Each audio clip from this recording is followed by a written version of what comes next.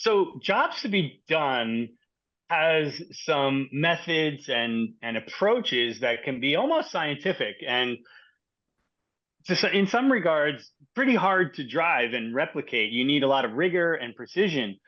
But for me, jobs to be done also comes, also brings a philosophy. And I like to say that jobs to be done is a way of seeing. It's a way of flipping your perspective from the inside out to the outside in. And I think that's something that anyone can learn. They may not be a jobs to be done practitioner, but I believe that teams and organizations benefit when everyone involved has the ability to shift their mindset and shift their perspective that jobs to be done brings with it. And we're going to talk a little bit about that and a lot more in today's session of Jobs to be Done Untangled. My name is Jim Callback. I am the author of the Jobs to be Done Playbook and co-founder of the Jobs to be Done Toolkit along with Elaine. Hi, I'm Elaine Mathias. I am the other co-founder of the Jobs to be Done Toolkit. Welcome everybody to our monthly community meeting. We're so excited to see everyone here and have Urko speaking with us today. Yeah. And we will be back in June, right? Elaine, what's the date on that? I didn't know that. You picked one out?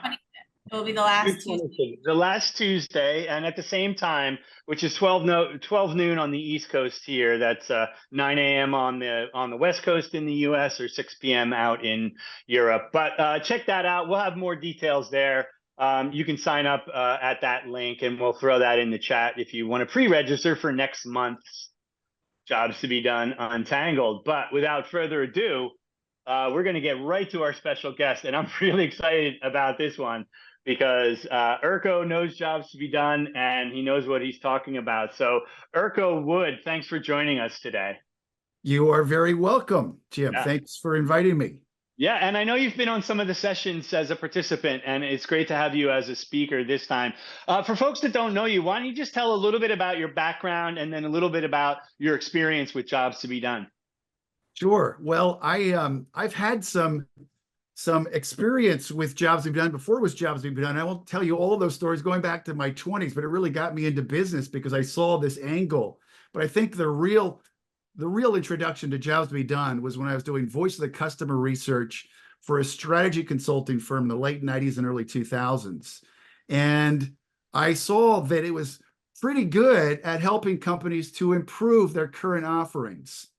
But I had a client that needed something different. He needed to find new markets and create new offerings. And that's when I realized VOC, at least at that time, now it's kind of a generalized, generic term, but at that time it had a specific methodology, and it was to get feedback on the current product.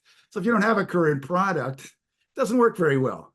And it was at that time that I happened to find Tony Owick's classic article, Turning Customer Input into Innovation, and immediately saw the application and applied it. Of course, there's a lot more than you can do you need to learn than from an article. And I reached out to him in 2005. The timing was right. Hit it off, worked there for about nearly 7 years when I started Reveal Growth Consultants to inspire and equip every client to innovate and grow without guesswork. So that's really the past 20 years or so doing this. Great. And tell us a little bit about Reveal Growth. That's your own organization?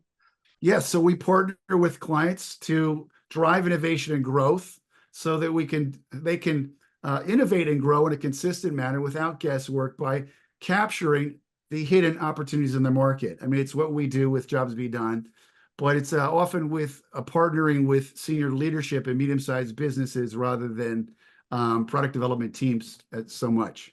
Gotcha. Okay, that's great. And we'll be happy to share more details in chat a little bit later. But I know you have some slides and some couple cool messages that you want to share with us. So I'm gonna stop sharing my screen so that you can share yours and take us through your material. Very good. Can you see that? Yes, we can. At least I can. I think we're good otherwise too. Yep. Okay. Okay. So this is something that my team and I have been working on for a little while here. It's a fairly new offering. And when Jim and I were talking, we thought it might be fun to share with you. And I'm delighted to do that and also to get feedback from people. I'm always eager to see how things can be improved. But this is, as Jim said, Jim and I really, I think, are aligned in the shift in seeing things. I like your statement, make shift happen someplace website. And I like to say see different, because there's so much power from that alone. And I think we forget if we can decouple these profound shifts from some of the heavy, costly services, we can really do a lot, and companies can actually do a lot on their own through the culture. So let me show what I have in mind, share with you what I have here. Oh, this is not advancing. Okay, there it goes. So I want to talk, these are the key things I want to talk about. I thought it'd be helpful just to keep them organized for you. Why jobs to be done is not being widely adopted, and some of my perceptions. And please feel free to inject, ask questions. I know we have about 30 minutes of Q&A afterwards, after this presentation as well.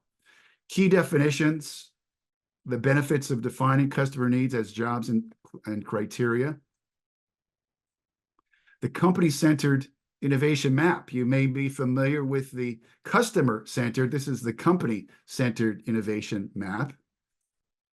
Essential questions, training and advisory support, and then discussion. So why is it that jobs to be done hasn't been more widely adopted? I'm sure we could talk the whole hour about that, but I thought a good place to start would be to look at Professor Everett Rogers. He's actually an OSU sociology professor. I'm here in Columbus. OSU is a big deal in town. And you may know, wrote a classic book, Diffusion of Innovations, in 1962. And he did a lot of things. Most people know his diffusion curve, but he also talked about these 5 characteristics of an innovation that will lead to its adoption. So if jobs to be done is an innovation, and it is, maybe some of these things have not been optimized for its adoption, like compatibility. I would say there still are some perceived incompatibilities with agile, lean design thinking. I think that's unfortunate. I think really jobs to be done precedes and complements. That's the way it should be positioned, but I think unfortunately it sometimes becomes antagonistic.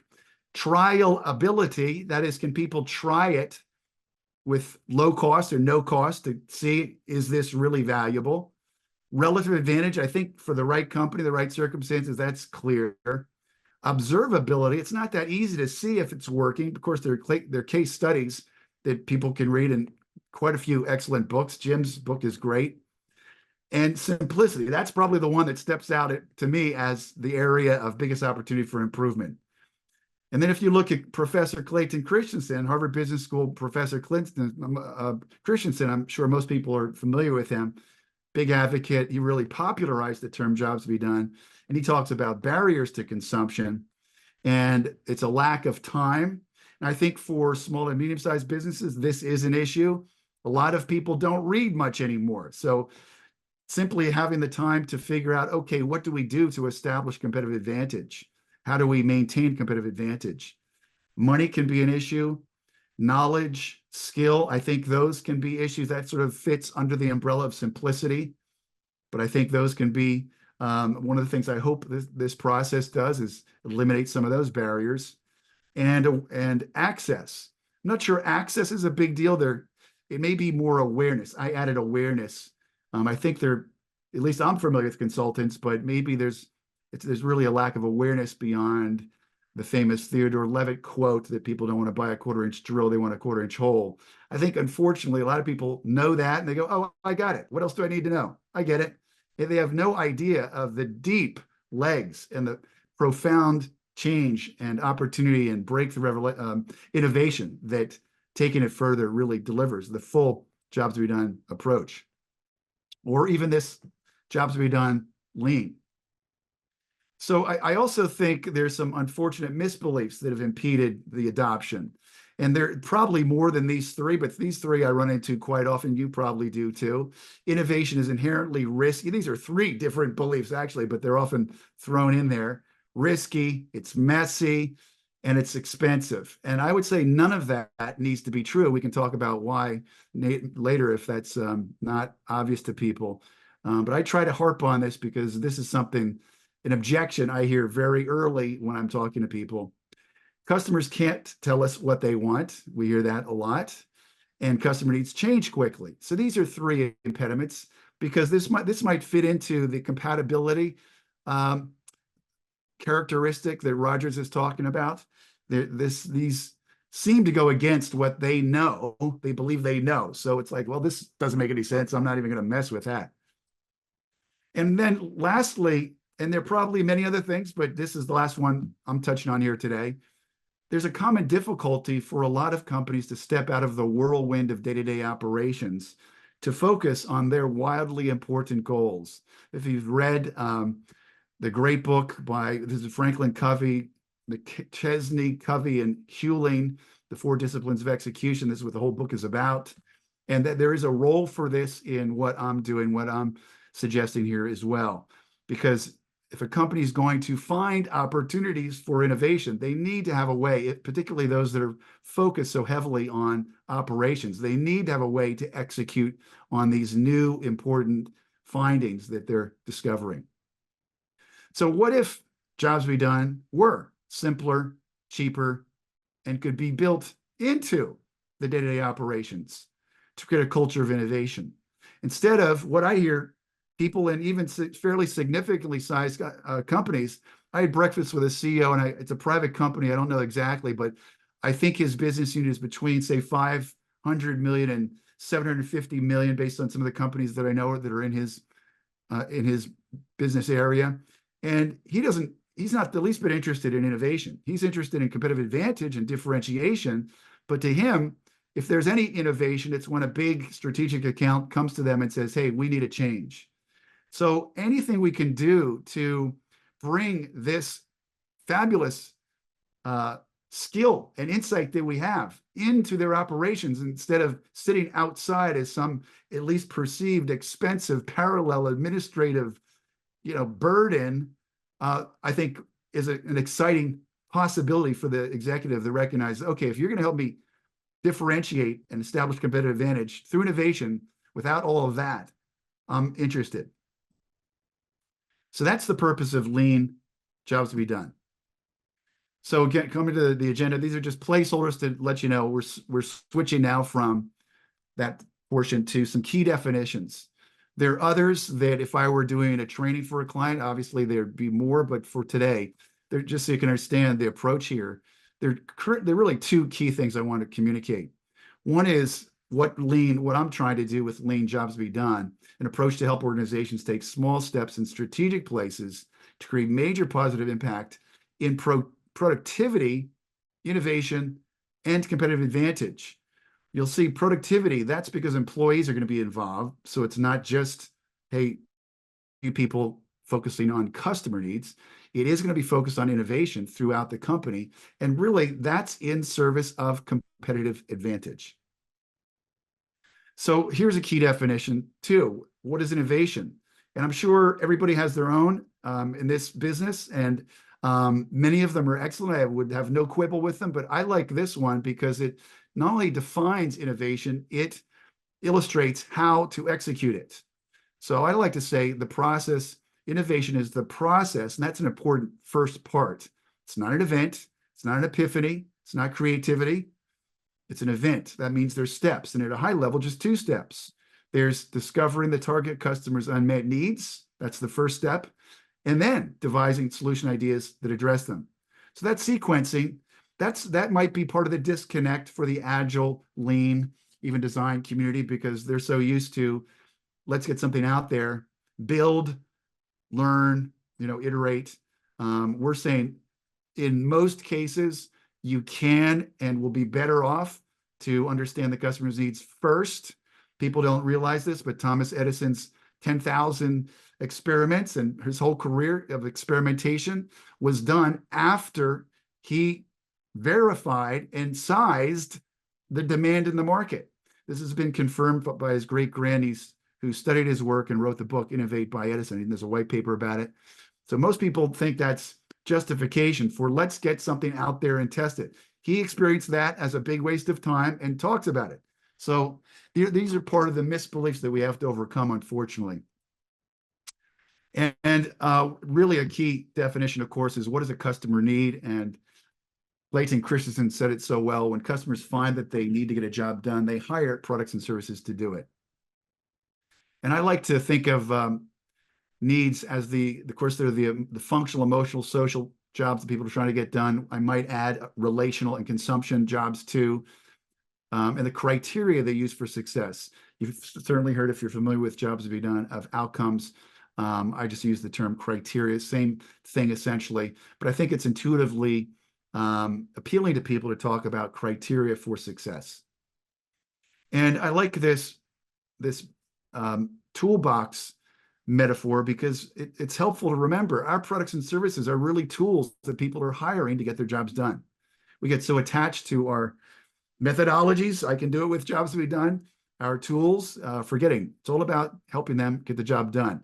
And I think, in my experience, the more knowledgeable, the more capable I become, I think this is probably true with any profession, the more adaptable I hope I am becoming to my clients' needs. I mean, isn't that what everyone wants from a professional, be an attorney or an architect or a doctor? Don't you want them to ask expert questions and know how to make that solution fit your unique needs?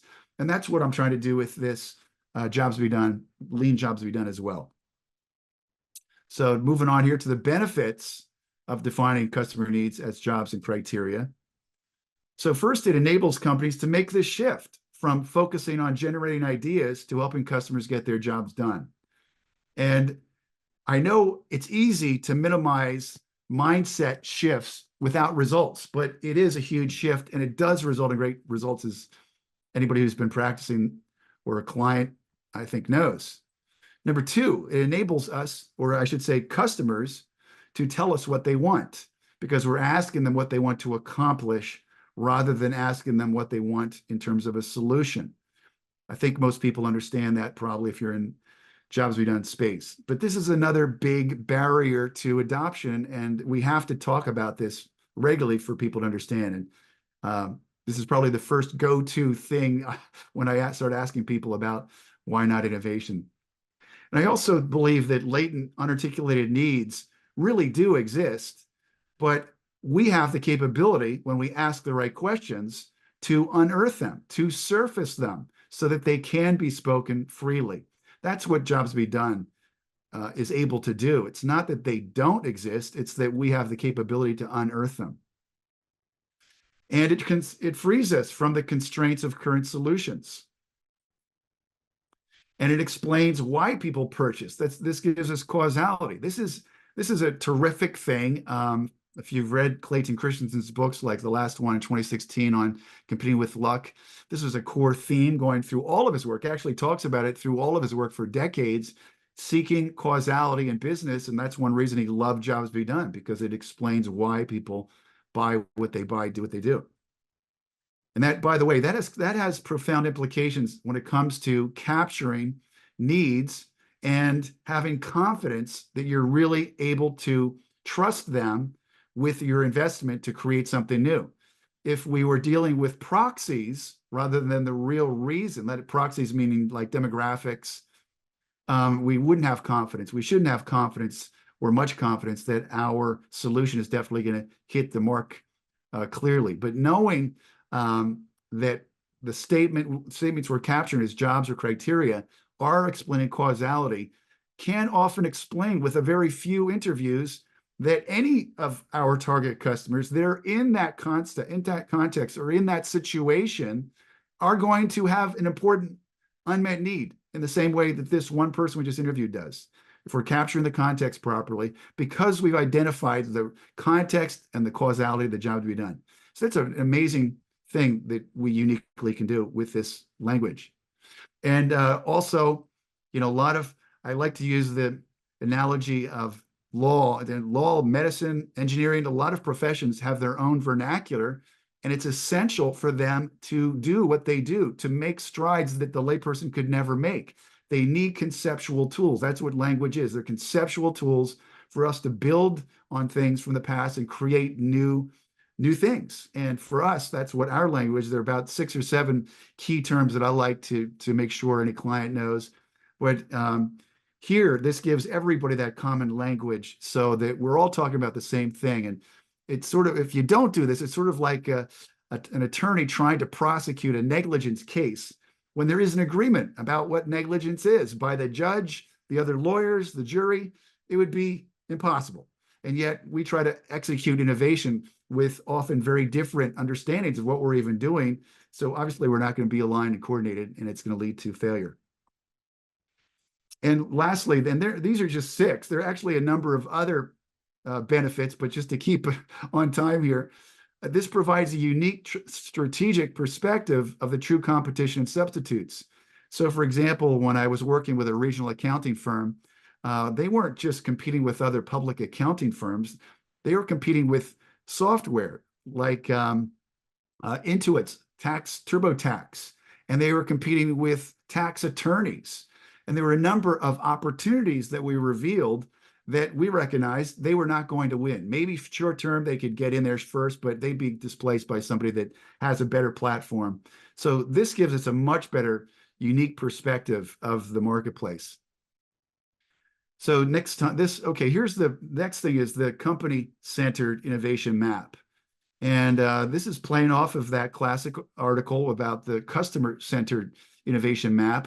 And the beauty of a job map, if you remember, is that there is no solution language in a job map. Just like any job map we make for clients, there's no solution buried or bundled into these steps either. And that's part of making it adaptable. So we've used these steps for multi-billion-dollar companies, and we've used them for nonprofit pro bono work. And it's a matter of, okay, how do we want to execute each step based on the client's need, budget, et cetera. So all we've done here to keep this intuitive is we've looked at the definition of innovation that I gave before, which is discovering customers' unmet needs and then devising solution ideas, and broken it into 3 sub-steps. They're really, I think, critical. I think, solutions come and go, but I think that in 10 years, these 6 steps that I'm about to show will be the same then as they are today. How we're executing them, maybe with more AI, other tools, will be very different, but we'll still be thinking about, okay, who is the market? And the market here, as you may know, if you're familiar with Jobs to Be Done, outcome-driven innovation version, is a group of people and their shared jobs to be done. Now, part of this, let me see if I have, okay, there was another slide I chose not to put in for time, but I think I better touch on it just briefly. And that is that when you're thinking about this, it's helpful to think of the 3 lenses of jobs to be done. That is, are we looking at driving a core market, or are we looking at driving revenue growth through new markets, or are we looking to drive growth by improving the customer experience? All 3 of those are excellent strategies. Typically, the core job to be done or jobs is more effective. First go there and then the experience, because people aren't hiring your product or service to get a customer experience. They're doing it to get the job done. But if your customer experience is subpar, you may lose people. But those, knowing if it's what I call core, more, or a door, core market, help get a customer get a core job done. More jobs done for new revenue streams, or help them obtain the value of your service is the customer service angle. Knowing those 3 frames, I hope that you can catch that. I'm talking about it's kind of conceptual. I probably should have included that graphic, but that will inform how you're going to redefine the market here. So you can know when your people go out to talk to customers, you'll want to keep, say, a job map for a core job in mind when you're talking to them, or start developing the different jobs they're trying to get done, to develop the categories of jobs they're trying to get done, or the different steps in the consumption chain, the job steps and what they're struggling with in that. So I know that might be getting a little deep in the weeds for now, but bring it up at the Q&A if that's not clear. Second thing here is to discover the customer's needs. And the reason I went through that is because you really need that framework to know, okay, what am I asking? What questions am I asking? Or I should say, in what context am I asking the questions? The questions are pretty basic. I'll touch on them in a moment. And then third, under this part of discovering unmet needs, are determine which needs are unmet. Now, of course, if you're doing surveys, the most robust, best way to do this is to put those needs in a very good, strong format that's unambiguous, put them into a survey, get them rated for importance and satisfaction so you can identify and rank the opportunities of the market. Very powerful, great resource allocation tool, not a part of Lean jobs to be done. I would say, given that we can still stick to the format for what a job is, the verb plus the object plus the context and the examples, and there's a criteria or outcome statement criteria. Thinking about that is going to help a lot. I'm not even that concerned when I have helped some small customers or pro bono. If they're capturing what they think the customer's trying to accomplish in language that everybody seems to understand, that's good enough. Again, we're trying to make progress, not perfection here. This is to make it as easy as possible to get traction. And if they start saying, wow, this is really good, can you actually go out and get some more of these? Jim did it in sales and he'd got a great robust list, but we're missing this whole area. This is an opportunity for them to try it. Remember, tryability was one of the things about adoption. So helping people get an experience with low cost, making an irresistible offer with jobs to be done, lean jobs to be done, I think is part of the objective here. So I don't get too hung up on this. I want to make sure that they're getting the right kind of inputs, preferably in the language format that Tony Ulwick pioneered. But again, if they can identify the three things I'll show you here are, what are you trying to accomplish? Where are you, I should say, what are you trying to accomplish? How do you measure success? Those are criteria. And where are you struggling? Where is it challenging, frustrating, or difficult? And, simply asking those questions will tend to lead to important unsatisfied needs. So that's the key thing. It is important to think about which are important and unsatisfied. You've probably seen this in different versions. High, low satisfaction on the Y, importance on the X. And you want to find those needs that fall into that bottom right quadrant, the important unsatisfied. And it's very easy if you're not thinking about this or asking questions like what makes it frustrating, challenging, or difficult. Even that question, I would say, tends to put the answers into the bottom right for us, because they're frustrated. Typically, they're not going to be frustrated if it's a low priority or if it's already satisfied. So I think there's some reasonable prioritization in the way we set up the questions and ask those questions. So that's as far as I think is necessary to go to get some traction. I've done this plenty of times to know we didn't need to do any more than that. And I did that, as mentioned earlier, in my life without knowing jobs to be done, and we had some fabulous breakthroughs. So now we're moving from problem space, the market space, which was discovering them at needs. Now we're bringing the findings into the team. And I like to call this a strategy session. This has different names, but this is something that's been undervalued in my experience in a lot of the processes that I've seen done, because it was a step on the way to the ideation. But this is such a powerful intervention if it's done properly. This is strategy. I mean, we are creating, if not product strategy, company strategy right here because of the perspective, the high-level strategic view we have.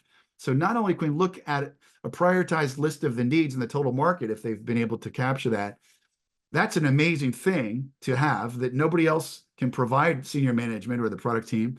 But we can ask them, we can have them evaluate those opportunities and select which are really attractive to them, given their relative advantage. Every great product is formulated by addressing a large unmet validated need with the company's relative advantage. And we're doing that. We're orchestrating that. I don't know any other way a company can orchestrate competitive advantage like we're doing right here. This step is where it's happening before we even generate ideas, because we're able to create what I call an organization product, or excuse me, an organization market fit. This is pre-product market fit. This is organization based on the platform. So if you're an accounting firm, I mentioned an accounting firm, their platform is people going out to clients, or maybe it's over the internet, but it's people to people. So if Intuit has a better platform, then that's not one that's going to rate high. You're not going to approach it. This is where you figure that out.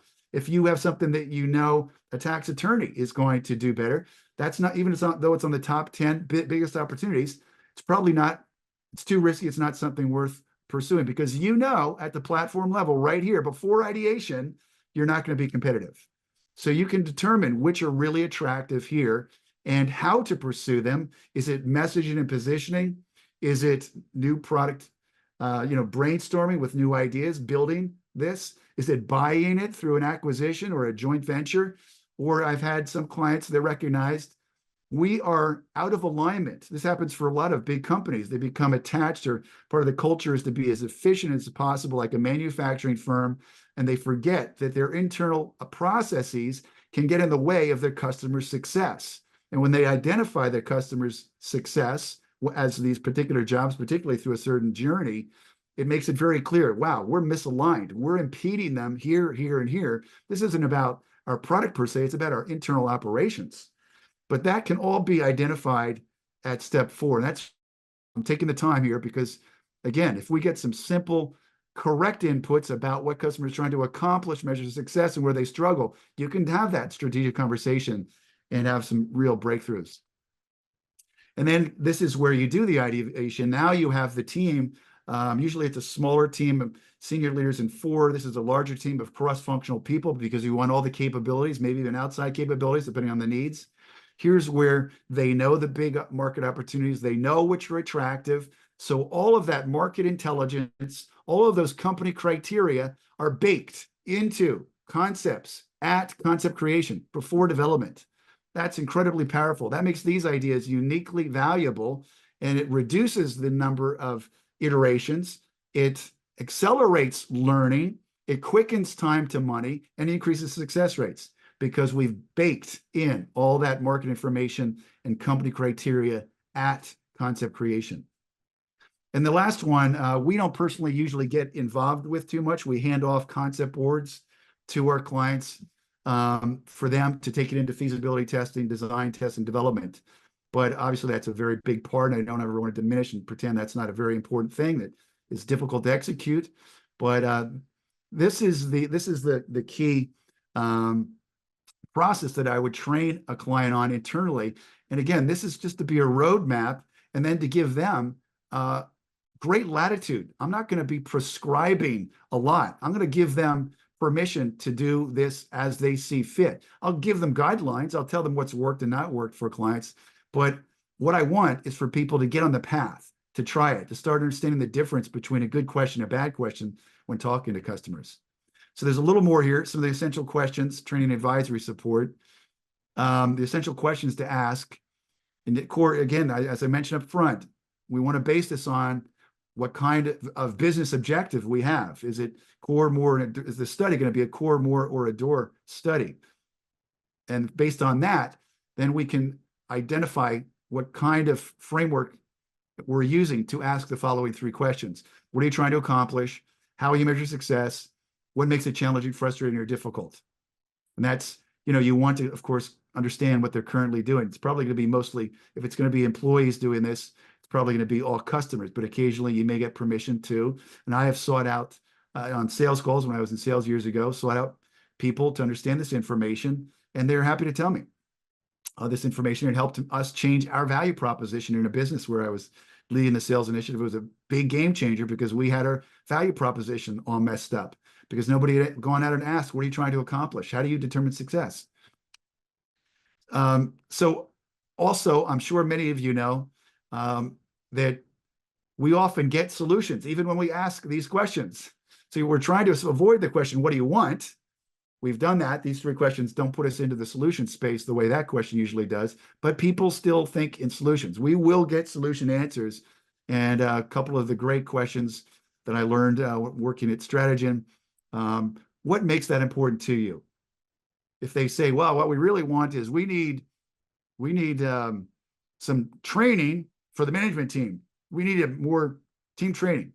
So they, I may have asked them, what do you want to accomplish? And they'll give me an answer, which is really a solution. So you have to, this is part of being effective in this business, is getting very attuned to, is the answer I just got the right level of detail that's actionable for my client? I try to habitually hold that in my mind to test as I'm hearing something.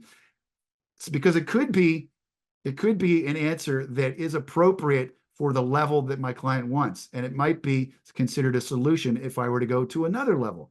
So you have to, this is that challenge of what level do we land on when coming to that abstract statement we call the need. But I think it's not that difficult to resolve it when you talk to the client about where are you interested in driving growth? What's your innovation space? You know, that whole idea, are you trying to create a hole drill a hole or hang a picture or improve your room? Well, the client can tell you. They're not, the client that's making drills is not in the business of decorating rooms typically. They'll tell you what their focus is, and we land on the level according to what the objectives of the client are. But this is a great way to keep the conversation back in that problem space. This is what I'm saying Edison was disciplined about. Even Steve Jobs, there's evidence that he was disciplined about this from some of his quotes. So that then when we do run our iterations, they're really just testing the efficacy of the solution or the feature. That's why you can reduce the number of iterations and accelerate learning. And this does take, obviously, some training and advisory work up front. And so one of the things that we want to do is, I think the first step is to train these customer-facing employees. These are sales, marketing, customer service types people, so they know what to ask and what kind of framework they're looking at, what the objective is. Preferably, this has been agreed upon with senior management. Like we want to drive this core market. Okay, that means there's going to be a job map. There are going to be steps. I want to ask these questions within that context. So that's the training there. But you know, this is not hard to extend to all employees. And the cool thing is, virtually every employee has an internal customer. We're all working for somebody. We're creating some output for somebody else. Maybe in a different part of the world, different room in the office, but typically there's somebody who's relying on our output. And when that's the case, I'm encouraging people to go to those people, and maybe their direct boss, but simply ask, what are you trying to accomplish with my output? What is it you're looking for me to, this might seem obvious for HR people and job descriptions, but in my experience, it's not. They're often aligned in different things. And your job may not be as concrete and direct as this line of questioning when you think about it this way. So we want the same process to go on here so that every employee not only can identify, okay, I see I can improve my output to help you better, but this is going to improve engagement. I'm sure you've all seen the horrendous studies that say like 35% of the workforce is engaged, the rest are disengaged. I mean, the numbers are horrible.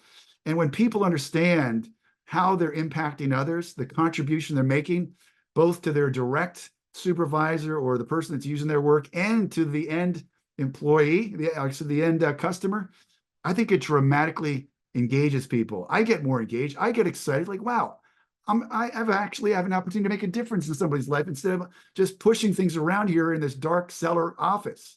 The whole experience can be completely changed. But that's not the end. There's more. And that is, management is really serving the employees. Employees are management's customers. So if you really want to do this and create a culture of innovation, it doesn't end with just the external customers or with employees. Management must gain agreement with the employees about, are you well suited to do what we're asking you to do? Your job is to do X, Y, and Z. And this is going to raise questions about, are we articulating the job correctly based on the outputs really that are important? But it will align the management with the employees, and it will reveal based on the employees' feedback to management. You've been asking me to help my clients as an account manager. You're asking me to do X, Y, and Z. The tool that we're using, nobody likes it. Nobody can do it. That's why it's always late. That's why the report's never where you want it to be. I mean, you cannot get there in productivity and innovation without these conversations. And this gives management and the employees an opportunity to have these conversations and gain agreement on what they're trying to accomplish, how they measure success, and where they struggle. So the productivity, the innovation, and the engagement will go up. And lastly, there's a key problem that we haven't addressed that I touched on up front, and that is a lot of companies, even that $750 million company, was so focused on operations, they didn't want to even think about innovation. Innovation was, perhaps inappropriately risky, messy, and an administrative fixed cost they didn't want to take on. But there is going to be a need to get out of the whirlwind.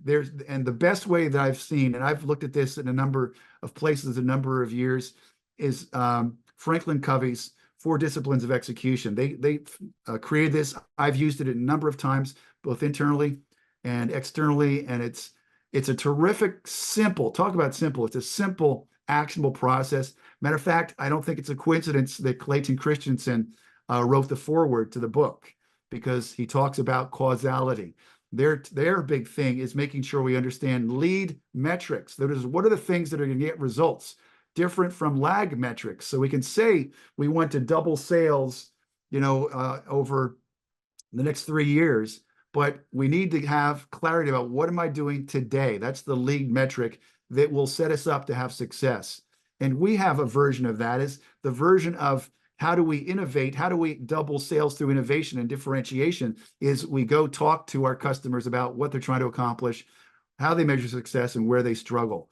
And yet, the key thing, I guess, with 4 disciplines or 4DX is that it has a rhythm of weekly meetings for the people who have taken on the responsibility, because you will get findings that somebody needs to act on. You will have opportunities for improvement in productivity or customer innovation, and somebody's going to have to take responsibility to do that. And 4DX I have found to be the best process, so that it gives them the accountability and to with the least effort to step out of the day-to-day operations, the whirlwind, and get wildly important goals done. So that's what I wanted to talk about today. I'd love to hear any questions or feedback.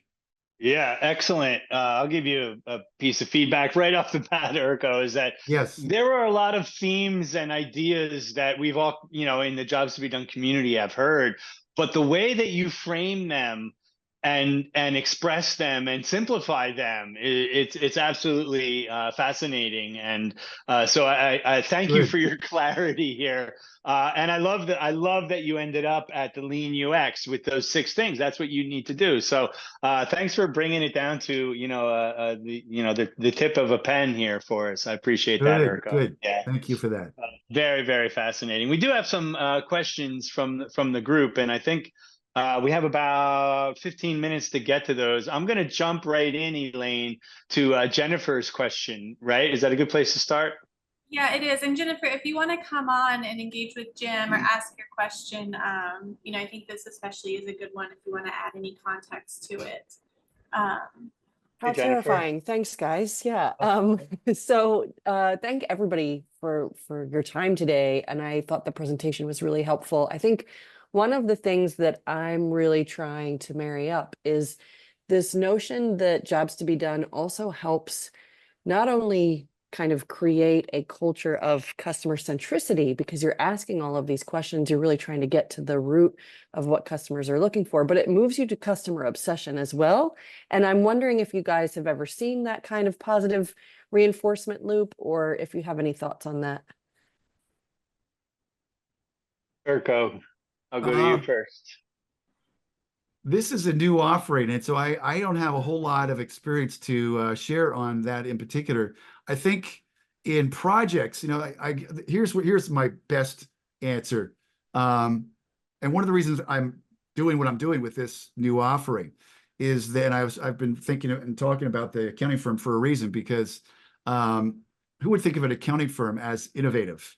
But their situation was such, they had a lot of national players jumping in here in Columbus, and they're lowballed for tax and audit, which is 85% of most accounting firms' revenue, and they wanted to find new revenue streams.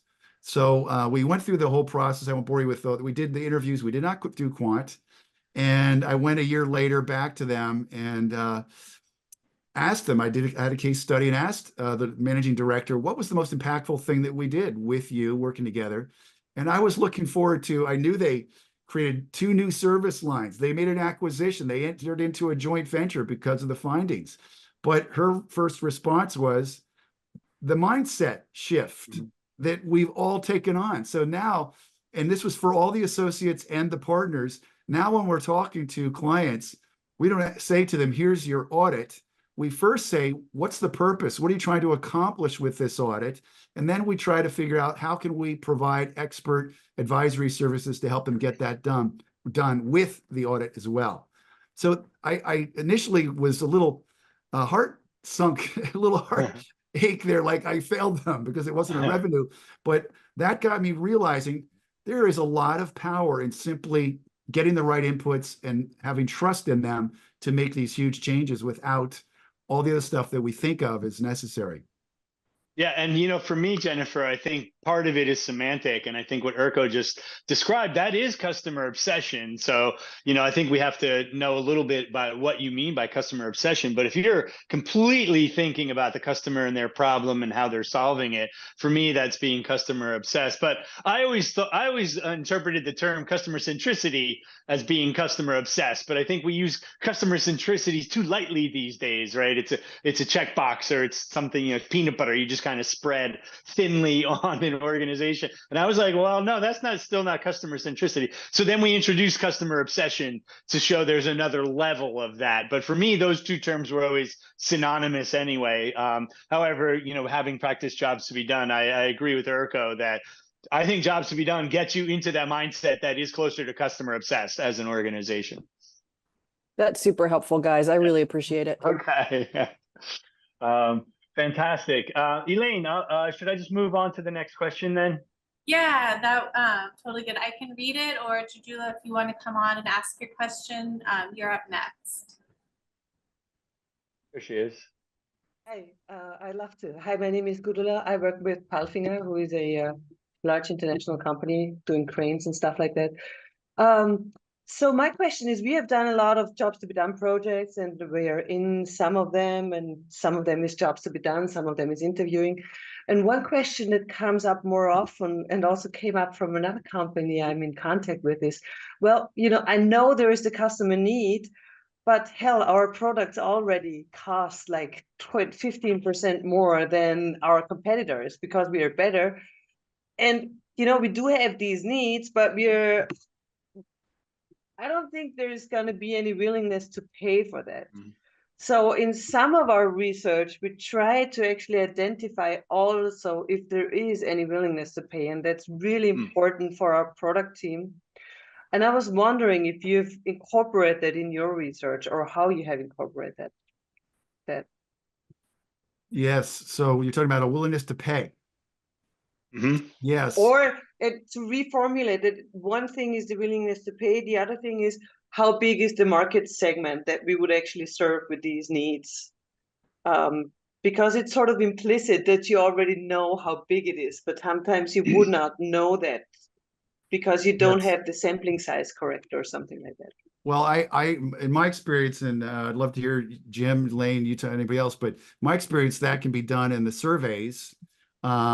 There's a wonderful BCG methodology that I've used in the past. I couldn't describe it very well right now. It's not something I typically do, but you add it to the questionnaire, and it's a way to get to willingness to pay. I actually found it on YouTube. It may still be on YouTube. And there is something I know Strategy uses as well, a willingness to pay methodology. We have done that too. Yes. The problem is we are not really capable anymore of sending out questionnaires with 100 needs, adding all the context questions or in the front of it, and then adding willingness to pay questions at the end. Way too long. There is no way. We just gave up on that. So basically, we now try to actually condense them even more to actually find people willing to fill them out. And we are B2B, we're not B2C, I have to say that. Yeah. So. Well, can you, and maybe you've tried this, but can you break out the questions and deploy half of them to one group and half to another group to make it less, not so long? Our groups are not that big, unfortunately, and the answer is not that big. Yeah. We have other strategies, but anyway, if there's any other ways that you come up with a willingness to pay, I would be very interested to learn about that. I don't have too much experience with a survey. The only example that I can offer is I was working on a pricing and packaging project with a former company that I worked for.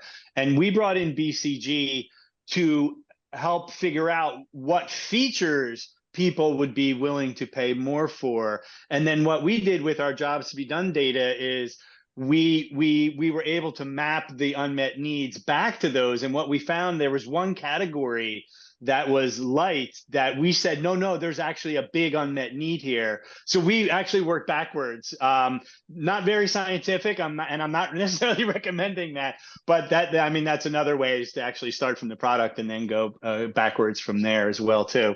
I'm wondering if anybody else here has any, and I'm kind of looking at Scott Burleson, because you're right in the middle. You are right in the middle of my Zoom there, Scott. So do you have any experience with that? It's the most difficult thing to do. Having said that, there's a couple of things. One, well, first thing, what are people, from a job perspective, what are people paying to accomplish it now? So we start gathering data.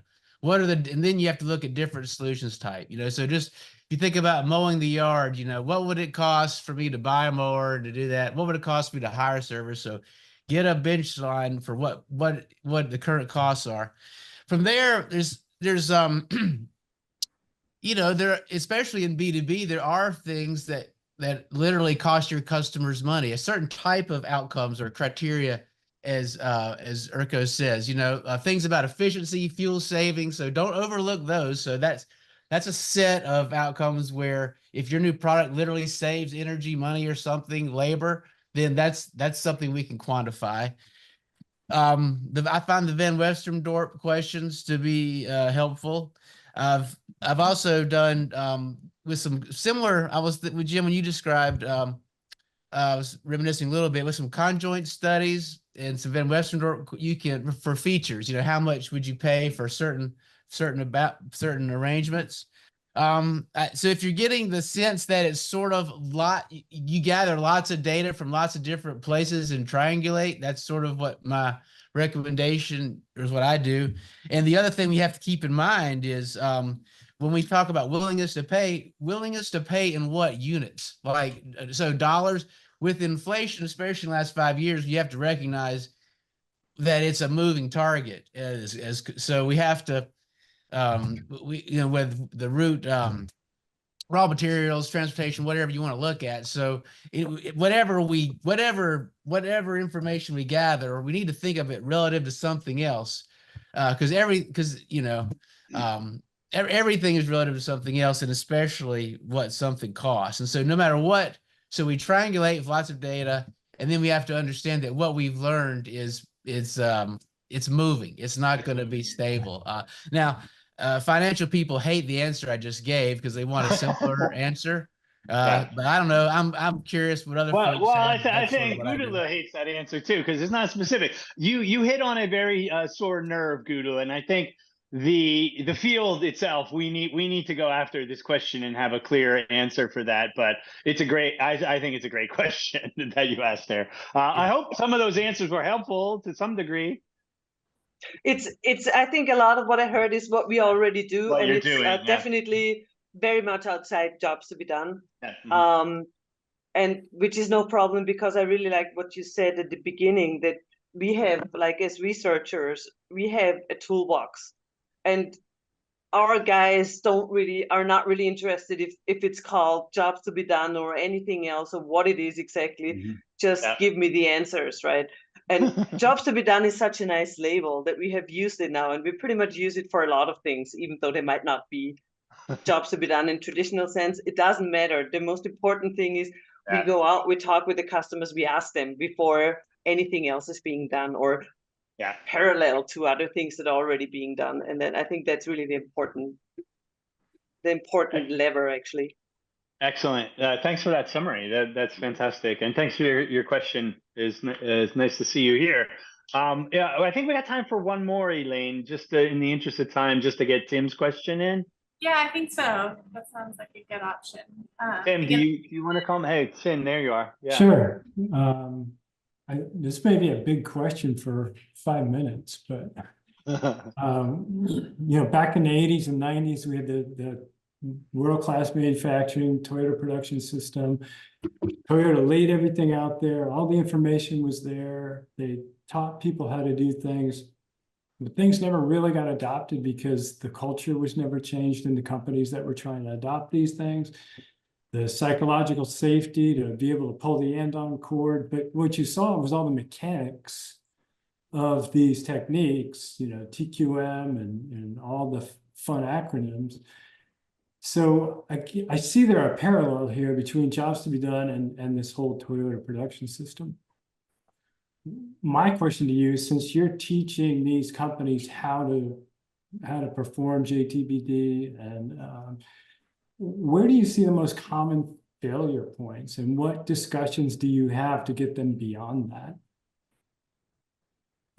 Well, again, I've had limited opportunity with this offering. I'm usually doing at least qual interviews. And, you know, as I mentioned, I've served a lot of larger companies too, with the full statistics and competitive analysis and segmentation. And I'll start there. The key thing for adoption there is to make sure, in my experience, make sure everybody who is a stakeholder in the results is at that kickoff meeting up front. Because if they're not, it's too different from what they usually understand market research to be. And there often are people that have their pet ideas about where the opportunity lies and what they should be doing. And the only way the data will reign, which you must establish the authority. We must establish the authority that this data is going to be rigorous and good, and everybody must be willing to submit to the data. But if they're not there in the room during the planning session to ask questions about, well, that doesn't make sense to me, or why are you doing it that way? And they only get the results at the end. Good luck. It is blown up a number of times. I've learned the hard way. So that's the key thing that comes to my mind. Okay, appreciate that. Really good question. Urko Wood, thank you for being our guest today, and thank you for that great presentation. We are recording this, and we try to put these up on YouTube. I may circle back with you for an interview as well, Urko, but I found that fascinating. It overlaps with our belief as well too, that you can deliver as a consultant a great answer, but if that goes into an environment and a culture that's not willing to absorb that great answer, it's not going to move either, right? That yes. Particularly large companies, but any company as they innovate, there's a social component to that, right? There's a mindset component to that as well too. And I think it's upon us as jobs to be done practitioners to pay attention to that. And not just have the PowerPoint deck with some answer in it and then run away. That Yes. In order for innovation to happen, we have to think of the social life of the process that you described as well, too, which was kind of the message I started off with. But everybody, thanks for attending. Elaine, any other final words before we go? No, we'll be back here on June 25th. June 25th. Topic and guests to be determined yet, but if you like these are free meetups, and we love the energy and the enthusiasm here. So thank you, everyone here, for coming and making this possible. Again, thanks, Urko. Thank you, Jim. Thanks, everybody.